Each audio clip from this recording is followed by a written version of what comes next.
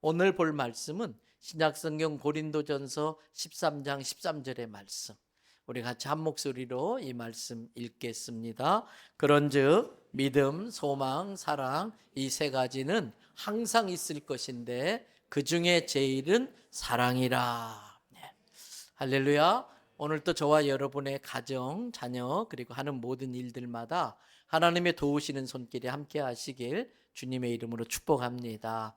우리는 지난 1년 동안 이럴 때 예수님이시라면 어떻게 하셨을까? 계속해서 이 질문을 하며 1년을 지내왔습니다. 그 질문에 근거해서 2025년 교회 표어를 예수라면 이렇게 정했었지요. 그래서 재미삼아 지난번 창립 주일 때에 여러분 모두에게 예수라면을 출시해 가지고 예수라면을 다 선물로 나누어 드린 적도 있었어요. 예수님이라면 이럴 때 어떻게 하셨을까? 이 질문은 그리스도인이라면 평생 동안 우리가 하늘나라에 갈 때까지 끊임없이 물어야 될 질문입니다. 이럴 때 예수님 어떻게 하셨을까? 예수님이 한 대 주먹으로 치셨으면 여러분들도 한 대 그냥 주먹으로 쳐버리면 됩니다.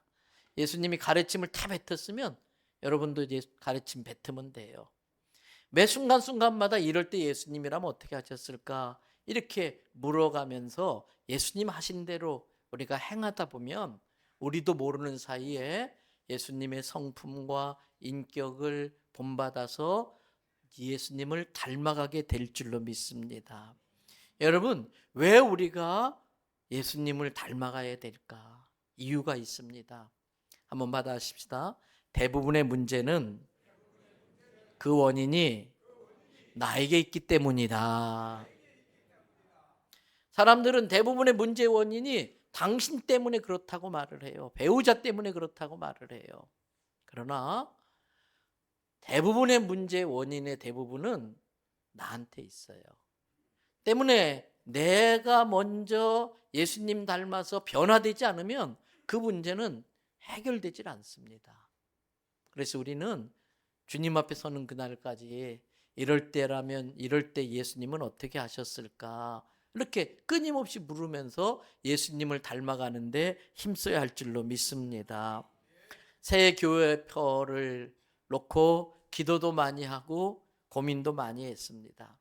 그럴듯한 멋스러운 문장의 표어도 몇 개 만들어 봤습니다.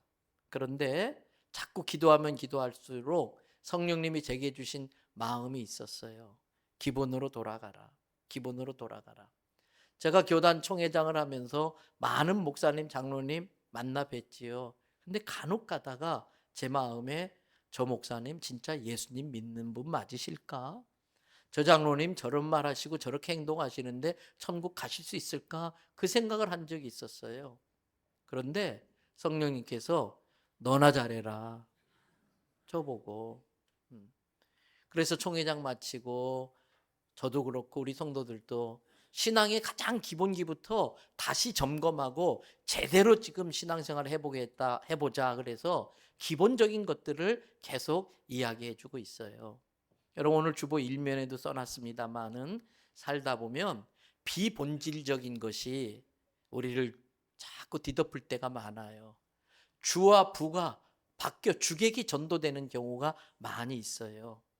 여러분 남자들은 복부에 식스팩을 갖는 게 소망이에요. 그런데 보니까 식스팩이 없는 게 아니고 웬만한 남자들 운동하면 식스팩이 있는데 그걸 다 지방이 덮고 있답니다. 그래서 유산소 운동을 통해서 지방을 걷어내면 식스팩이 보인대요. 언젠간 제가 한번 보여드릴게요. 우리의 신앙의 본질을 뒤덮는 비본질적인 것들이 많이 있어요. 그래서 예수님께서 어린아이처럼 돼야 된다. 그걸 다 덜어내라는 거예요. 신앙생활이 더 이상 관념적이거나 추상적이거나 뜬구름 잡는 소리같이 신앙생활하면 안 됩니다. 우리의 삶을 이 신앙생활을 통해 근본적으로 변화시키지 않는다면 그 신앙생활은 한낱 종교행위에 불과하고 있어도 되고 없어도 되는 액세서리밖에 안 되는 겁니다.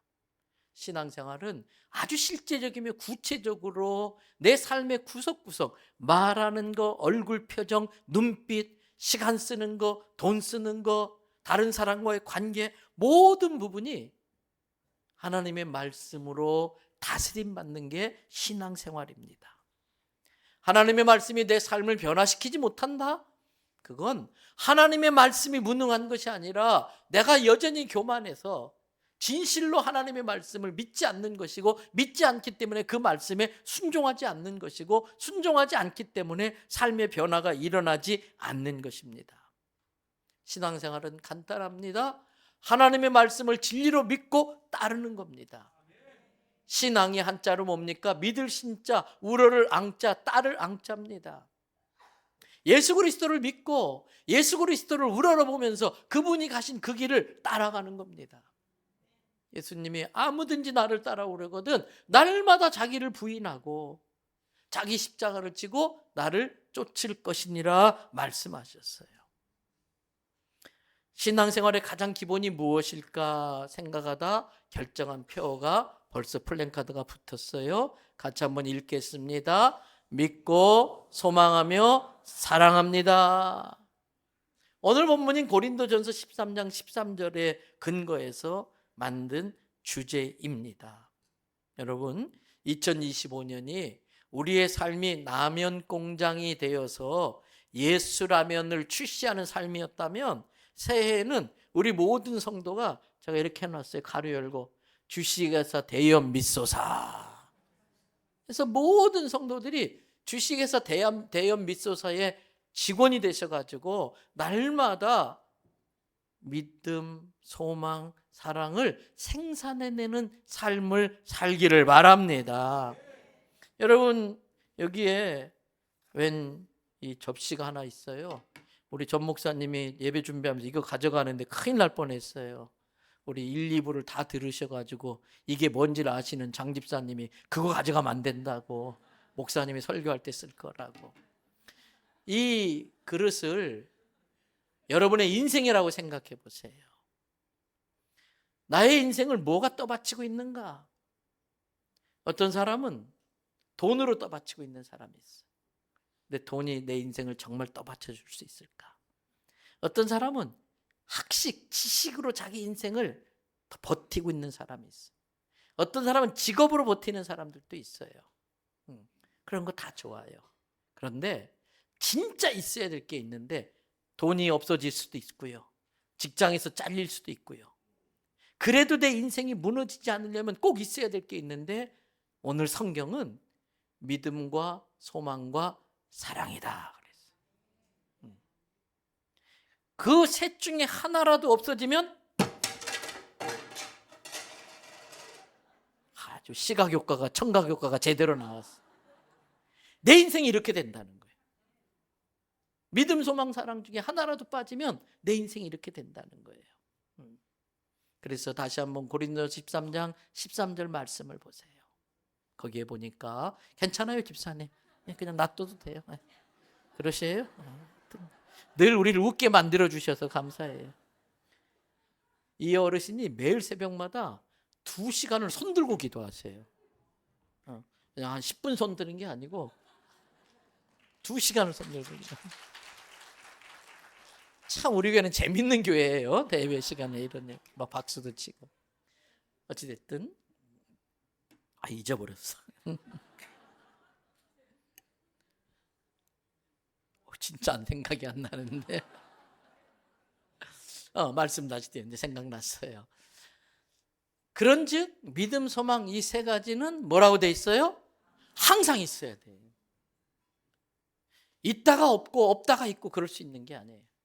없으면 말할 것도 없이 당연히 있어야 되고, 이때 항상 있어야 된다는 거예요. 그래서 오늘은 그 세 가지 중에 믿음에 대한 말씀을 좀 드리려고 그래요. 믿음은 신앙생활의 시작입니다. 그래서 신앙생활을 할수록 믿음의 기둥이 점점 더 굵어져야 돼. 이게 점점 더 깊이 박혀야 돼. 그래서 그 믿음이 내 인생을 딱 떠받들고 있어야 돼. 비가 오고 바람이 불어도 끄떡없이, 모래 위에 지은 집은 다 무너지지만 그 기둥이 모래가 아니고 아주 반석 같은 기둥이 되어서 어떤 시련 연단에도 흔들리지 않게 내 인생을 바쳐야 되는 게 믿음입니다. 근데 신앙생활에 믿음이 이렇게 필요한데, 중요한데 왜 신앙생활이 힘들까? 안 믿어지니까 힘든 거예요. 왜 안 믿어질까요? 믿으려고 하지 않고 이해한 것만 받아들이려고 하니까 안 믿어지는 거예요. 제가 좀 중요한 말씀 드렸어요. 하나님은 이해의 대상이 아니고 믿음의 대상이에요. 하나님은 절대 우리 같은 인간이 하나님을 이해할 수가 없죠. 얼마나 하나님이 크신 분인데. 근데 하나님은 우리가 믿는 만큼 자기를 드러내 주셔서 하나님에 대해서 알아가게 만들어 주시는 거예요. 때문에 많은 사람들은 이해한 것만 수용하려고 그래요. 근데 이해할 수 있는 것은 요만큼밖에 안 되고, 이해도 제대로 이해하는 게 아니라 오해를 이해한 줄로 착각하는 거예요. 오해한 것을 가지고 자기 인생을 떠받치고 있으니까 그 오해한 건 언젠간 휘거든요. 오해니까. 그러니까 인생이 휘청하는 거예요. 신앙생활은 이해한 것을 수용하는 게 아니라 이해가 안 되기 때문에 믿으면 믿는 만큼 하나님이 자기를 보여주시는 겁니다. 그래서 이 세상의 모든 이치와 진리와 원리를 나는 다 터득할 수 없다. 하나님이 보여주시는 만큼 나는 깨달을 수 있다. 하나님은 믿는 만큼 보여주신다. 이런 태도로 살아가는 게 겸손입니다. 여러분, 내가 이해하려고 하지 말고 이해한 것만 받아들이려고 하지 말고 일단 믿으시기를 바랍니다. 이해하려고 할수록 믿음이 안 생겨요. 그러나 믿으면 이해가 됩니다. 그래서 예수님이 늘 기적을 행할 때마다, 죽을 자를 살려주고 병자를 고칠 때마다 하신 말씀이 너의 믿음대로 될지어다 그랬어요. 기도한다고 병이 낫는 거, 죽었다 깨어나도 과학적으로 설명이 안 돼요. 영적 세계를 어떻게 인간적인 물질의 세계로 인간적 차원에서 설명할 수 있겠어요? 그러나 예수님이 안수기도해 주시고 너의 믿음대로 될지어다 말씀하시면 그 믿음이 그 사람을 낫게 만들고 나은 그걸 그때서 이제 깨닫게 되는 것이지요. 여러분, 우리가 믿는다고 할 때 무엇을 믿는 것일까? 첫째는요, 창조주 하나님을 믿는 거예요. 우리가 믿는다고 할 때에 창조주 하나님을 믿는 거예요. 성경은 하나님에 대한 말씀입니다. 성경은 하나님에 대해서 우리에게 알려주는 책입니다. 그 성경이 뭐라고 말합니까? 창세기 1장 1절. 우리 다 같이 함께 선포하십시다. 태초에 하나님이 천지를 창조하시니라. 이 말씀할 때마다 늘 제가 드리는 말씀이 있었지요. 새빨간 거짓말 아니면 참말. 둘 중에 하나예요. 성경책 펼치자마자 가장 먼저 나오는 말씀이 태초에 하나님이 세상 만들었다는 건데, 에이 말도 안 돼, 새빨간 거짓말이야 라고 하든지, 내가 도저히 이해는 안 되지만 이해하려고는 자체가 어리석은 짓이지요. 어떻게 이 세상이 지어진 걸 이해하려고 그래요? 내가 도저히 이해되진 않지만 자연에 돌아가는 질서와 루틴, 원리를 볼 때에 이걸 만드신 분이 계실 수밖에 없다는 걸 내가 믿겠다는 거예요. 여러분, 그런데 그 믿음이 얼마나 귀한 것인지 몰라요. 늘 제가 이 말씀 풀이할 때마다 드리는 질문이 있었죠. 자, 속으로 대답하시면 돼요. 여러분의 어머니의 이름이 무엇이더라? 어머니 이름 잘 몰라요? 네. 두 번째 질문, 그분이 여러분의 진짜 어머니 맞아요? 맞아요? 태어날 때 보셨어요? DNA 검사 하셨어요? 아니잖아요. 근데 나는 엄마가 내가 너 낳았어, 그거 믿은 것밖에 없잖아요. 창세기 1장 1절을 개인화시키면 태초에 하나님이 천지를 창조하시니라, 이건 다른 말로 말하면 하나님이 세상을 만드셨고 생명을 만드셔서 그 생명을 나에게 나눠주셨다는 뜻이에요. 그래서 생명의 시작을 진화로는 생명 없는 물질인 무생물이 어떤 이유로든 생명이 있는 물질, 유생물로 바뀌었다라는 거예요. 성경은 그 생명을 만드실 수 있는 능력을 지니신 하나님께서 세상도 물질도 만드시고 생명도 만드셔서 내게 생명을 주셨다는 거예요. 그러면 진화론에서 무생물이 생물로 바뀌었다, 이건 설명을 못하니까 그렇게 바뀌었다고 전제하고 시작하자. 가설을 세워서 그 가설의 근거에서 진화론의 과학을 펼쳐나가요. 그것도 좋다는 거예요. 그러면 그 무생물은 어디서 났냐? 무생물은 어떻게 생긴 거냐? 설명 못하니까 그건 아예 설명도 안 해요. 진화론을 믿으시려면 무생물이 생명으로 바뀐 거를 과학적으로 설명해야 되고, 그 이전에 그렇다면 무생물 자체도 어떻게 생겨났는지를 시작하고 해야 되는데, 우리 짧은 인간의 지혜로는 우리는 터득할 수 없다. 그게 겸손이에요. 그러면서 성경이 그렇게 분명히 말하고 있기 때문에 이러한 모든 창조 질서들을 꼼꼼히 살펴보면서 모든 하나님이 만든 창조물에는 루틴이라는 게 있어요. 우리 몸속에도 정확한 질서의 루틴으로 돌아가요. 그래서 영양소에 따라 어떤 건 머리카락으로 가는 거고, 어떤 건 피부로 가는 거고, 어떤 건 손톱으로 가는 거고, 그 루틴이 깨져버리면 그게 병이 되는 거잖아요. 그 루틴이 깨져버리면 이상한 게 태어나잖아요. 올해 사과나무에 사과가 열렸으면 내년에 무슨 열매가 열려야 돼요? 내년에 수박 열리면 어떡해요? 모든 하나님의 피조물에는 질서와 루틴이 있어요. 그걸 통해서 이걸 만드신 존재를 우리가 깨달아야 되는데 아무도 설명 못 해주는 거예요. 근데 성경책을 딱 봤더니 하나님이 계셔 하나님이 세상을 만드셨다고 말씀하시는 거예요. 우리는 그것을 겸손히 믿음으로 받아들여요. 왜?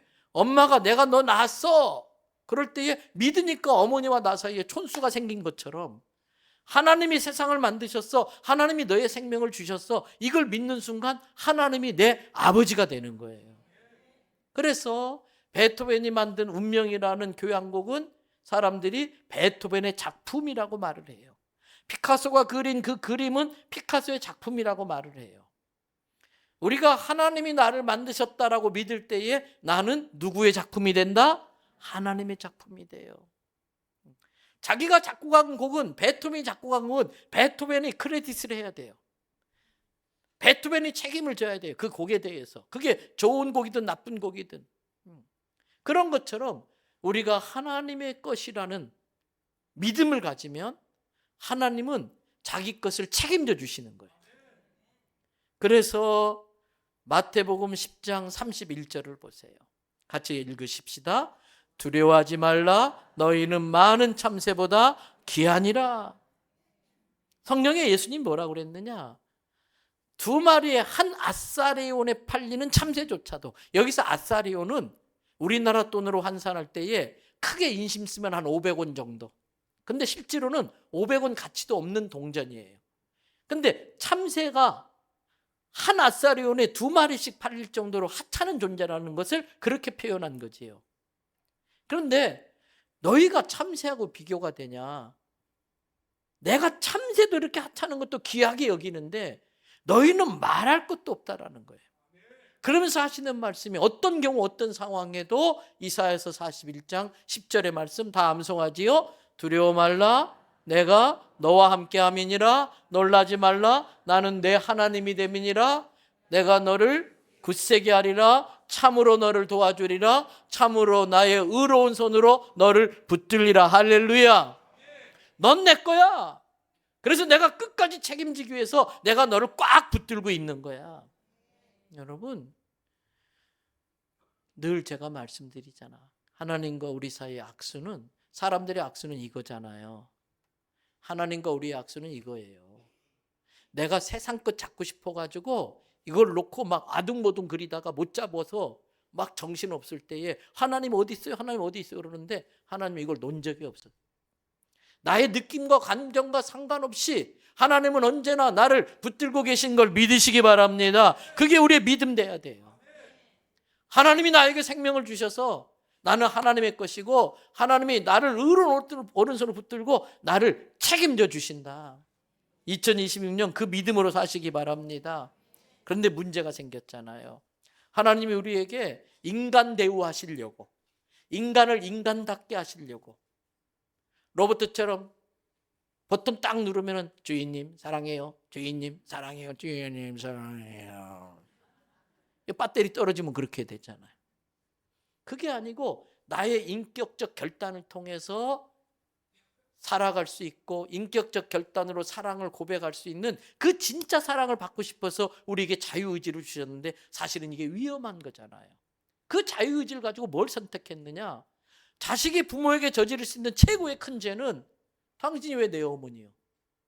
당신이 왜 내 아버지요? 이게 제일 큰 죄인 것처럼 하나님이 따먹지 말라는 선악을 알게 하는 나무 열매를 따먹음으로써 하나님을 부인하고 만 거예요. 왜? 마귀의 유혹에 넘어가서, 마귀의 거짓말에 속아서. 그래서 우리는 하나님과의 관계가 끊어져 버렸어. 어릴 적 연날리기 했죠. 연날리기. 연줄이 끊어지면 어떻게 돼요? 줄 끊어진 연이 되지 뭘 어떻게 돼요? 펄레 날아가서 나무에 걸리고 시궁창에 떨어지고, 우리 인생이 마치 하나님과 관계가 끊어지면 줄 끊어진 연처럼 되는 거예요. 그게 성경에서 하는 이야기예요. 그래서 우리는 하나님의 자녀로 창조됐지만 마귀의 거짓말에 속아 하나님을 부정하고 마귀의 종로로 타다가 지옥에 멸망당할 존재가 되었다는 게 성경의 가르침이에요. 이것도 믿으셔야 돼. 좋으신 하나님, 살아계신 하나님도 믿어야 되지만 죄로 인하여 지옥에 멸망된다고 하는 이것도 믿으셔야 돼요. 여러분, 천국과 지옥을 내가 보면 믿겠다. 천국과 지옥은 영적 세계입니다. 육신을 입고 사는 사람이 영적 세계인 천국과 지옥을 가볼 수 없습니다. 알 수 없습니다. 천국과 지옥을 연구하고 공부하고 조사한다고 해서 되는 게 아니에요. 성경이 말하고 있는 걸 믿어야 돼요. 그걸 믿지 못하겠다면 천국과 지옥이 없다는 걸 증명하고 없다고 말씀하셔야 돼. 왜? 내가 천국 지옥 없다고 해서 없는 게 아니에요. 내가 천국 부정한다고 해서 천국과 지옥이 없는 게 아니에요. 나는 없다고 그러면서 내 하고 싶은 대로 살았는데 죽어서 천국과 지옥이 있으면 어떡하려고 그래요? 큰일 나잖아요. 성경은 우리에게 천국과 지옥은 분명히 있고 한 번 죽는 건 사람에게 정해진 것이고 그 후엔 하나님의 심판이 있다. 그 하나님의 심판으로 짧은 육신을 살고 나면 영원한 삶을 살게 될 텐데 그 영원한 삶을 끔찍한 지옥에서 살 건지 천국에서 살 건지 심판의 결과로 판단된다는 거예요. 여러분, 하나님 무시하고 천국과 지옥 같은 거 없어. 그냥 그런 사람은요. 그렇게 막 살려고 아둥바둥 안 해도 돼요. 왜? 죽어버리면 그만인데?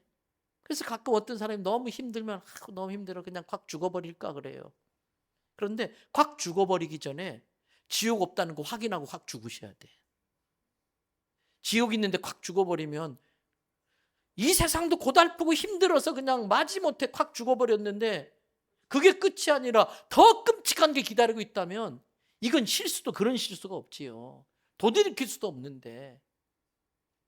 여러분, 분명히 죽은 다음에는 천국과 지옥이 있다는 이 성경의 가르침을 믿으시길 바랍니다. 젊은 분들은 실감 안 날 거예요.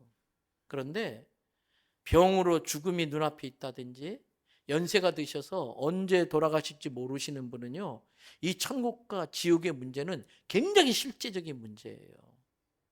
너무나 가까이 있어요. 확인해 볼까요? 천국과 지옥이 얼마나 가까이 있는지? 간단해요. 코 막고 입 막고 3분. 다 같이 준비. 코 막고 입 막고 3분이면 가는 거예요. 멀쩡하게 설교하고 있던 임성웅이가 뒤로 발랑 자빠져가지고 옷을 벗겨도 부끄러운 줄도 모르고 추워도 추운 줄도 모르고 그걸로 끄시면 차라리 다행인데 이거는 단지 내 영혼의 그릇으로 썼을 뿐이고 이게 자동차 사고로 부서졌든지 곰팡이 펴서 썩어가지고 못 쓰게 되었다든지 그러면 어쩔 수 없이 버려야 돼요. 흙에서 왔으니 흙으로 돌려보낸다. 시간의 기운을 빌려서 돌려보내는 걸 매장이라고 그러고, 불의 기운을 빌려서 짧게 빠른 시간에 돌려보내는 걸 화장이라고 그러잖아요. 근데 그것으로 끝나는 게 아니에요. 다만 임성웅이라는 영혼의 그릇을 폐기 처분했을 뿐이지, 임성웅의 영혼은 그대로 있는데 하나님의 심판을 받고 천국과 지옥으로 가게 된다는 것이 성경의 가르침이에요. 그러면 누가 천국 가느냐? 쉽게 생각해서 사람들은 보통 그래요. 교회 안 다니는 사람은 천국은 착하게 살면 가는 줄 알아요. 알긴 잘 알아요. 맞아요. 착하게 살면 가요. 그런데 두 번째 물을 질문이 있어요. 얼만큼? 얼만큼 착하게 살아야 천국 가는데, 요만큼? 이만큼? 이만큼? 이만큼? 이만큼? 얼만큼? 하나님만큼. 하나님만큼. 하나님만큼 착하게 살면 천국 갈 수 있어요. 근데 그런 사람이 있어요, 없어요? 로마서 3장 10절 말씀, 스크린에 말씀 올리고 다 같이. 로마서 3장 10절. 기록된 바 의인은 없나니 하나도 없었어. 그래서 로마서 3장 23절에 뭐라 그랬냐? 모든 사람이 죄를 범하였음에 하나님의 수준까지는 이르지 못한다. 그리고 성경은 계속 말합니다. 죄의 싹은 사망, 죄의 싹은 멸망, 지옥이라고 하는 거예요. 우리가 성경을 믿는다고 할 때에 마귀의 거짓말에 속아 하나님을 부정하고 천국과 지옥도 부인하고, 그건 속은 거야. 마귀의 거짓말에 속아서 천국과 지옥이 없다라고 속고 있는 거예요. 그런 사람은 그가 없다고 부정한다고 해서 지옥이 없어지는 게 아니라 그 죄로 말미암아 지옥 갈 수밖에 없다는 게 성경의 가르침이에요. 그걸 믿으셔야 돼요. 그런데 이 지옥 가는 것에서 사람이 스스로 지옥 가지 않을 수 있는 길을 마련할 수 있느냐? 스스로 자기를 구원할 수 있느냐? 성경의 가르침은 사람은 절대 스스로 자기를 구원할 수 없다라고 가르쳐요. 여기에서 기독교를 제외한 세상의 모든 종교와 기독교가 차별화되는 거예요. 근본적으로 다른 이야기를 하는 거예요. 기독교를 제외한 모든 종교는 사람이 고행을 하든 수양을 닦든 공적을 세우든 공로를 세우든 그 공로가 인정되어서 신이 될 수도 있다라고 가르치는 게 모든 종교의 결론이에요. 그래서 불교는 탐욕 때문에 인간이 극락을 못 가니까 탐심, 무심, 마음을 다 욕심을 비워서 성불 하라고 가르쳐요. 유교는 인간의 도리를 다해라. 사스삼경을 공부해가지고 인간의 도리를 다함으로써 천국을 경험해라. 서양 사상은 철학적 사고를 통해서 지성을 통해 가지고 인간의 도리나 원리들을, 인간이 뭔지를 깨우침으로써 모든 자기를 묶고 있는 결박으로부터 자유케 되라고 가르치고 있어요. 즉 기독교를 제한 모든 종교는 인간의 노력으로 모든 것에서 자유로워질 수 있는 경지에까지 올라갈 수 있다. 모든 것에서 자유로울 수 있는 경지가 신의 경지예요. 성경은 아니다. 인간은 절대 스스로 자기를 구원할 수 없다라고 가르쳐요. 인간의 한계를 깨우쳐줘요. 율법은 뭐냐? 이 어리석은 유대인들과 교만한 이 바리새인들은 율법을 지킴으로 구원받을 수 있다고 가르쳤고 자기들도 그렇게 살았어요. 그런데 실제로는 그렇게 못 사니까 쇼를 한 거지요. 지키는 척한 거지요. 율법은 우리를 구원하기 위해서 준 것이 아니라 우리 스스로 율법을 지킬 수 없다는 걸 처절하게 깨닫고, 아, 내 스스로는 구원할 수 없구나, 오직 은혜로만 구원받을 수 있구나, 이걸 깨우쳐 주려고 가르친 거예요. 그래서 율법은 그걸 지킴으로 내가 천국 갈 수 있게 하려고 주신 것이 아니라, 그건 나는 지키지 못하는 것을 깨달아서 나는 멸망당할 존재인데 어떡하나, 그래서 하나님의 은혜가 아니면 안 되는구나, 하나님의 은혜의 필요성을 깨닫게 해주려고 한 게 율법이에요. 그래서 율법은 예수 그리스도를 통해 주시는 하나님의 은혜로 인도해가는 선생과도 같은 길잡이 역할을 하는 게 율법이에요. 그러면 율법으로 우리를 구원할 수 없다면 그 율법이 우리를 인도한 하나님의 은혜로 우리를 구원받을 수 있다고 하는 그 은혜는 뭔가? 그게 로마서 5장 8절에 나옵니다. 같이 한번 또 읽어보십시다. 우리가 아직 죄인 되었을 때에 그리스도께서 우리를 위하여 죽으심으로 하나님께서 우리에 대한 자기의 사랑을 확증하셨느니라. 말씀 그대로 띄워두세요. 죄로 인하여 죽는 것, 이게 공의입니다. 죄로 인하여 죽어야 되는 것, 죄 지었으면 죽어야지, 벌 받아야지, 이게 공의입니다. 그런데 여기에 뭐라고 그랬느냐? 그리스도께서 우리를 위하여 대신 죽어주시는 거, 위하여 대신 죽어주는 거, 이걸 은혜라고 합니다. 하나님의 공의로 우리는 죄로 말미암아 죽을 수밖에 없었는데 하나님의 은혜로 예수님이 죄인 되었던 우리들을 위하여 대신 죽어주심으로 우리가 의인 되었었더라면 대신 죽어줄 필요도 없지요. 그런데 우리는 절대 의인 될 수 없고, 그래서 죄인으로 있었을 때에 예수님이 우리를 위하여 죽으심으로 하나님께서 우리를 얼마나 사랑하는지 확실하게 증명해 보였다는 거예요. 그래서 이 십자가는 죄의 대가를 지불하는 사형틀이면서 하나님의 공의의 상징이면서 예수님이 나 대신 죽어주심으로 하나님의 사랑을 보여주는, 동시에 하나님의 공의와 사랑이 성취되어지는 곳이 십자가예요. 그게 바로 요한복음 3장 17절에 나와요. 같이 한번 또 읽어봅니다. 하나님이 그 아들을 세상에 보내신 것은 세상을 심판하려 하심이 아니요 그로 말미암아 세상이 구원을 받게 하려 하심이라. 누구의 말씀? 하나님의 말씀. 하나님은 나를 심판하기 위함이 아니라 구원하시기 위해서. 여러분, 어떻게 나를 구원하셨나? 요한복음 3장 16절, 지난 수요일 날도 설명했어요. 잘 아는 말씀 다 암송하시죠. 다 같이. 하나님이 세상을 이처럼 사랑하사 독생자를 주셨으니 이는 그를 믿는 자마다 멸망하지 않고 영생을 얻게 하려 하심이라. 자, 말씀 그대로 띄워두세요. 하나님이 나를 이처럼 사랑하사, 도대체 얼만큼 사랑했다는 걸까? 독생자를 줬대요. 요즘 수요일마다 요한복음 더 깊이 성경 공부하잖아요. 제가 지난 수요일 날 이거 설명드렸어요. 바로 이 본문을. 독생자를 주었다는 게 무슨 뜻일까? 여러분, 자식은요, 웬만해서 부모를 위해서는 죽지 못합니다. 근데 부모는요, 그래야 될 수밖에 없으면 부모는 웬만하면 자식을 위해서 죽습니다. 이유는 간단합니다. 자식은 부모보다 자기를 더 사랑합니다. 때문에 자식은 부모를 위해서는 죽는 게 쉽지 않아요. 근데 부모는 자기보다 자식을 더 사랑합니다. 그래서 그럴 수밖에 없는 상황이라면 자식을 위해서 죽어줄 수 있는 게 부모예요. 그만큼 부모는 자식을 사랑한다는 거예요. 그런데 오늘 이 성경에 독생자를 주셨으니, 이 표현을 한 것은 내가 독생자를 너무나 사랑하지만 내가 너를 구원하기 위해서라면 그렇게 사랑하는 독생자를 십자가에 죽어서라도 너를 구원해낼 거야. 이게 하나님의 사랑이에요. 그렇게 하나님이 나를 사랑하는 거예요. 여러분, 이 사랑은 믿을 때 느끼는 거예요. 자꾸 느낌을 가지고 사랑을 이렇게 확인하려고 하지 마세요. 사랑은 믿고 받아들일 때 비로소 오는 거예요.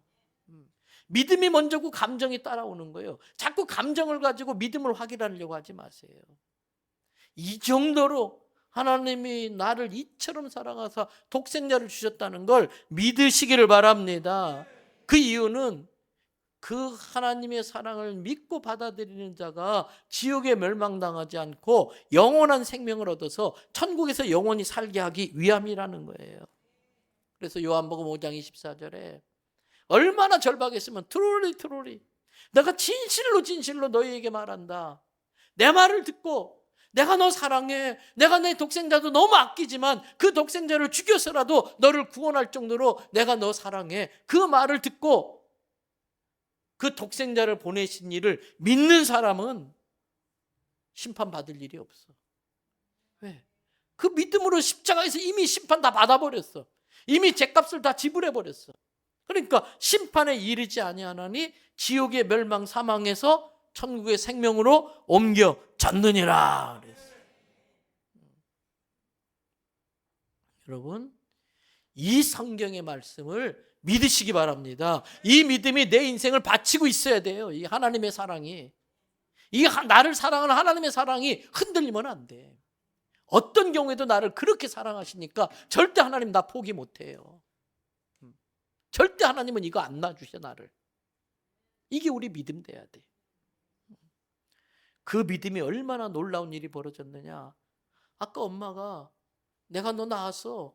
DNA 검사도 안 하고 날 때 본 것도 아니지만 그거 하나 믿어서 엄마와 내가 촌수가 생긴 것처럼 하나님이 나를 만드셨다. 내 생명을 주셨다. 그걸 믿을 때에 놀라운 권세가 회복됩니다. 그게 요한복음 1장 12절이에요. 다 같이 외우시죠? 영접하는 자 곧 그 이름을 믿는 자들에게는 하나님의 자녀가 되는 권세를 주셨으니, 하나님의 자녀가 다시 회복되는 권세. 이 자녀의 권세가 얼마나 대단한가. 여러분, 한우 갈비집 아들은요, 한우 갈비를 평생 공짜로 먹더라고. 돈 안 내고 먹더라고. 세상에서 제일 뻔뻔한 놈들이 자식 놈들이에요. 아주 지가 큰 몇 억을 맡겨놓은 것처럼 당당하게 내놓으라고 그래요. 우리 아들도 저한테 전화 한 통 하면은 그냥 늦을세라 그냥 쩔쩔매면서 계좌 이체를 해줘요. 이 자녀의 권세가 얼마나 당당한지. 여러분, 사도 바울은 우리 인생의 마지막을 고린도후서 5장 1절에서 이렇게 표현했어요.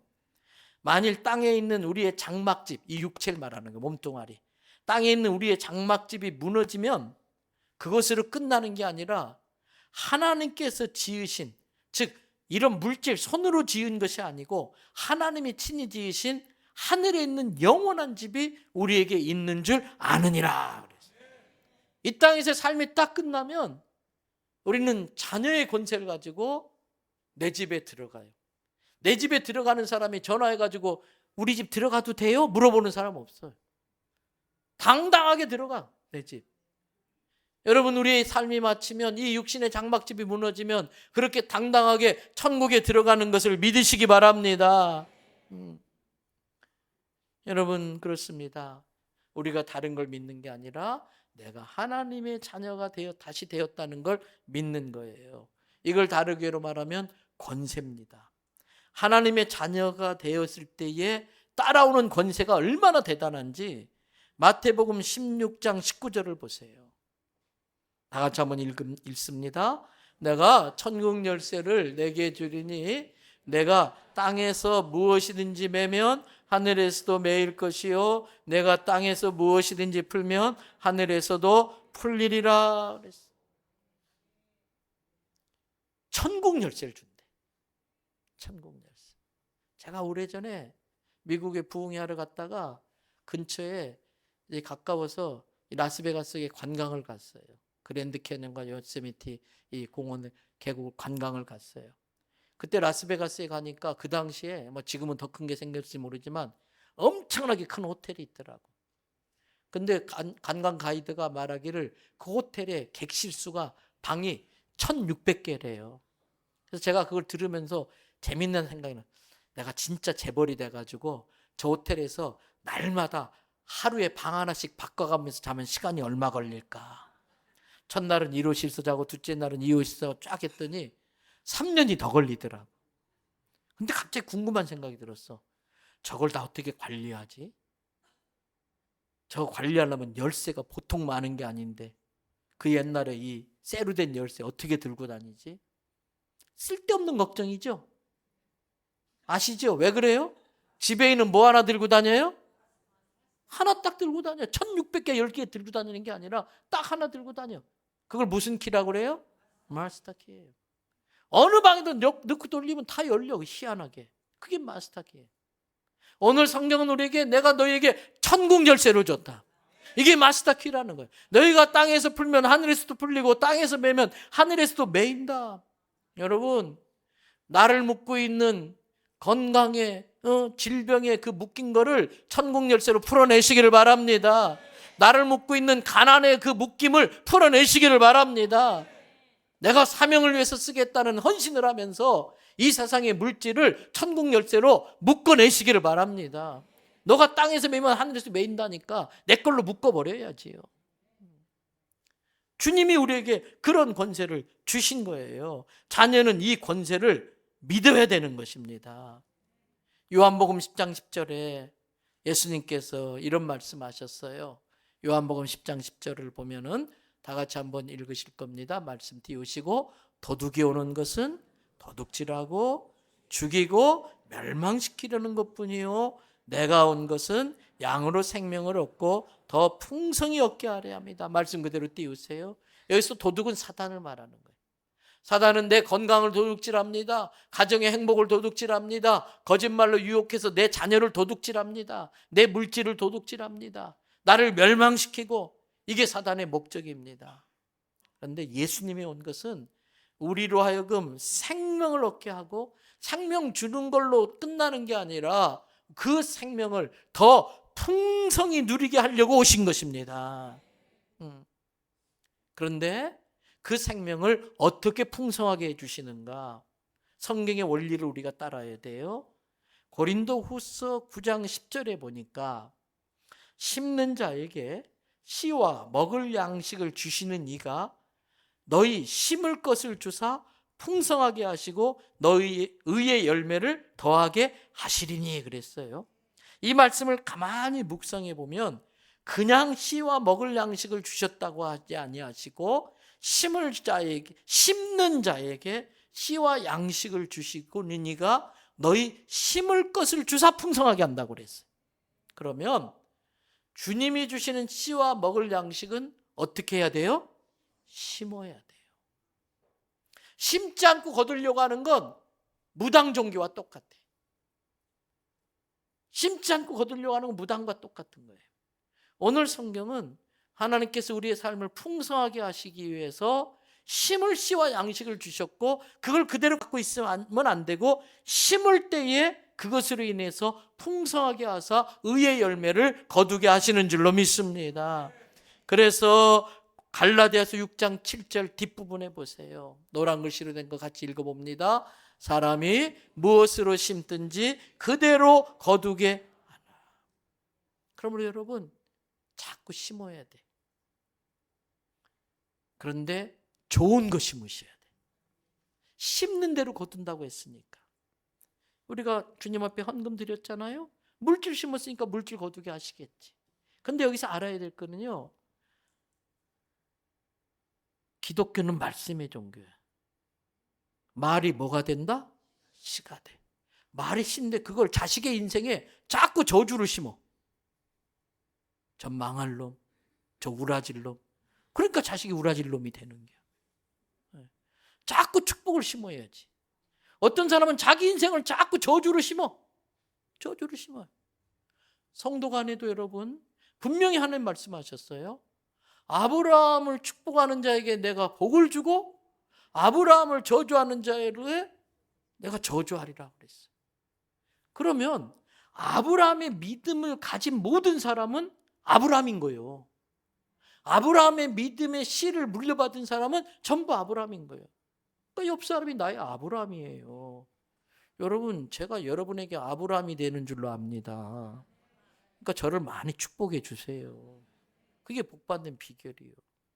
옆 사람 보시고, 아이고 아브라함이셨군요. 미처 몰라 뵀습니다. 당신을 축복합니다. 당신을 축복합니다. 심은 거예요, 지금. 심은 거예요. 이것이 우리의 믿음 돼야 됩니다. 그런데 성경은 뭐라고 말했느냐? 예수님이 밭에 씨를 뿌리는 자 비유를 하시면서 옥토에 씨를 제대로 뿌리면요, 기본으로 100배라고 그랬어요. 성경에 30배, 60배, 100배라고 하지 않고 100배, 60배, 30배 그랬어요. 그래서 기본이 100이고요. 좀 문제가 있으면 60이고요. 아주 문제가 있으면 30이에요. 근데 주식하는 분 아시죠? 주식이요 30배 되면요 대박 치는 거예요. 근데 우리 주님은 30배가 아니라 100배를 거두게 하신다 그래요. 저는 2026년 이 믿음 때문에 100배를 거두는 인생 되기를 축복합니다. 오늘 말씀 마칩니다. 2026년 우리의 인생은 믿음과 소망과 사랑으로 새 기둥으로 떠받쳐야 되는데 그 중에 오늘 첫 시간 믿음의 기둥을 굳게 만드시기 바랍니다. 믿음의 기둥을 든든히 막으시길 바랍니다. 뭘 믿느냐? 하나님이 내 아버지인 걸 믿어야 돼. 그런데 죄송스럽게도 마귀의 거짓말에 속아 죄짓고 내가 지옥 갈 수밖에 없었다는 것도 믿어야 돼. 그러나 하나님이 나를 사랑하셔서 독생자를 죽이면서까지 나를 구원하시길 원한다는 걸 믿으셔야 돼. 그걸 믿고 예수님을 영접하는 순간 다시 우리는 구원받아 하나님의 자녀가 되는 줄 믿습니다. 그 자녀에게는 권세가 있는데 그 권세는 대단한 마스터키 같은 권세예요. 그래서 그 원세로 말미암아 우리 생명을 더 풍성하게 하는데 풍성하기 위해서는 심어야 거둔다고 하는 것도 믿으셔야 돼요.